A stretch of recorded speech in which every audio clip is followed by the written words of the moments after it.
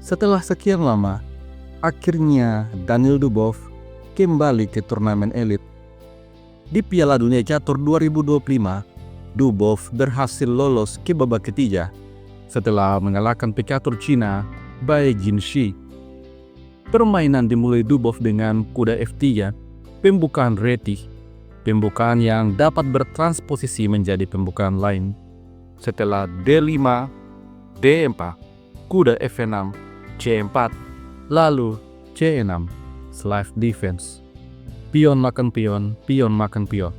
Kuda C3, kuda C6, gajah F4. Kuda siap melompat ke petak B5 untuk memberikan forking.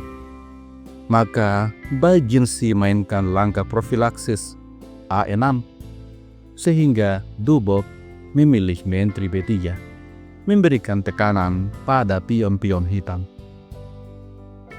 Merespon hal ini, Bai Jinshi mendorong E6, memperkuat pionnya dan bersiap untuk mengeluarkan gajah. Direspon dengan E3, juga bersiap keluarkan gajah. Setelah itu, Bai Jinshi serang gajah. Gajah G5 serang menteri. Lalu, Bai Jinshi mainkan langkah agresif. F6, gajah mundur. G5, gajah harus mundur. Selanjutnya, Bai Jinshi mainkan gajah ke petak G7, bersiap untuk rokade. Lalu Dubov keluarkan gajah petak terang. Di posisi ini, Bai Jinshi membuat langkah tidak akurat. Langkah terbaik adalah kuda makan gajah, tapi dia memilih mendorong G4, memberikan ancaman pada kuda putih. Langkah ini rupanya membuat putih langsung unggul. Di posisi ini, alih-alih menyelamatkan kuda, Dubov menemukan langkah brilian, gajah H4. Bai Jinshi mengambil kuda. Setelah itu, gajah makan pion, menyerang kuda hitam. Kuda ini tidak punya tempat untuk pulang, maka kuda ke petak F4, sehingga setelah pion makan kuda, putih memiliki pion yang tidak beraturan. Sampai pada posisi ini, hitam digoda untuk mengambil pion putih. Apabila hal itu terjadi, maka gajah H5 skak, raja lari D7, menteri skak, sekaligus serang kuda. Maka kuda harus mundur, kemudian F5. Hitam akan porak-poranda. Maka dari itu, Bai Jinshi tidak mengambil pion. Dia langsung rokade mengamankan rajanya. Kemudian Dubov aktifkan benteng sekaligus menjaga pion.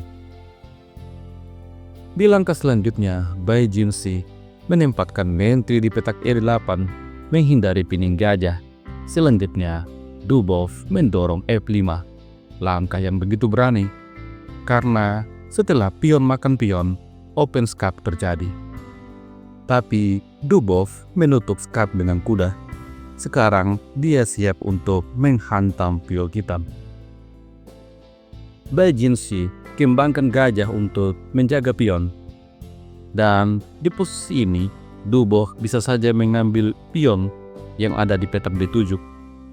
Namun demikian, Dubov memilih mengamankan rajanya terlebih dahulu. Selanjutnya, Bai Jinshi serang menteri, tapi menteri serang balik kuda. Lalu, menteri jaga kuda. Setelah itu, Dubov serang gajah dan juga pion. Gajah kemudian mundur ke F7, lalu Dubov aktifkan benteng F ke petak E1. Di posisi ini, Bai Jinshi aktifkan bentengnya ke petak C8, mengontrol lajur C. Tapi Dubov punya serangan, kuda E6. Terpaksa, gajah makan kuda. Setelah itu, benteng makan gajah. Sampai pada posisi ini, terlihat bahwa pion-pion hitam berhamburan. Dan ini adalah pion-pion lemah yang mudah untuk dimusnahkan. Dari posisi ini, Bai Jinshi kemudian mengamankan raja ke petak H8 Lalu Dubov memainkan langkah perlahan-lahan. Hatija, benteng C4, menteri diaduk, tapi kuda ke petak C6. Menteri kemudian F4 serang pion, lalu Baijinsi mengorbankan kuda. Apabila pion makan kuda, maka putih akan kehilangan menteri. Maka dari itu, Dubov memilih menteri makan pion. Selanjutnya, kuda makan gajah, skak. Menteri kemudian makan kuda. Sampai di posisi ini, Daniel Dubov berhasil unggul 1 pion. Baijinsi kemudian menyerang benteng Dubov. Namun, Dubov punya balasan, benteng makan pion. Apabila gajah makan benteng, maka gajah makan gajah, skak. Raja lari, menteri G3. Raja F7, menteri G7. Setelah langkah terbaik Raja E6, benteng E1. Raja lari, menteri makan benteng. Putih menang 1 perwira. Apabila benteng makan benteng, maka gajah makan benteng. Setelah gajah makan gajah misalnya, menteri makan gajah. Menteri menutup kar, menteri kembali skak, menteri mundur, dan menteri D6. Putih unggul 2 pion.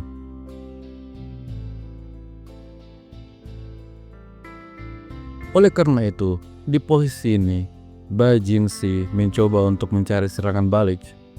Benteng ke petak G8, selanjutnya Dubov menyerang benteng hitam.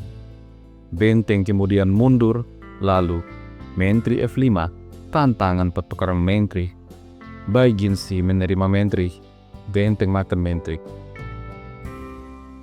Kemudian Baijinsi menyerang pion, lalu Dubov mengambil pion D5.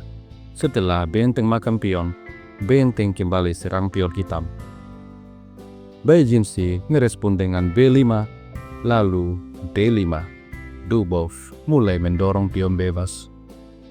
A5, D6, A4, pion makan pion, benteng makan pion, lalu gajah E7. Setelah gajah E5, Dubov mainkan langkah pamungkas, benteng B7. Setelah langkah ini, Baijinsi akhirnya memutuskan untuk menyerah. Bagaimanapun juga, pionnya akan diserang terus-menerus dan pion putih akan tepat menuju petak promosi. Apabila benteng berupaya jaga pion, maka D7. Promosi pion tidak bisa dihentikan. Benteng mungkin bisa mundur, namun benteng makan pion. Gajah terancam. Setelah gajah misalnya ke petak A1, pion promosi. Benteng makan menteri, benteng makan benteng. Setelah benteng makan, gajah makan benteng. Dipastikan putih akan menang.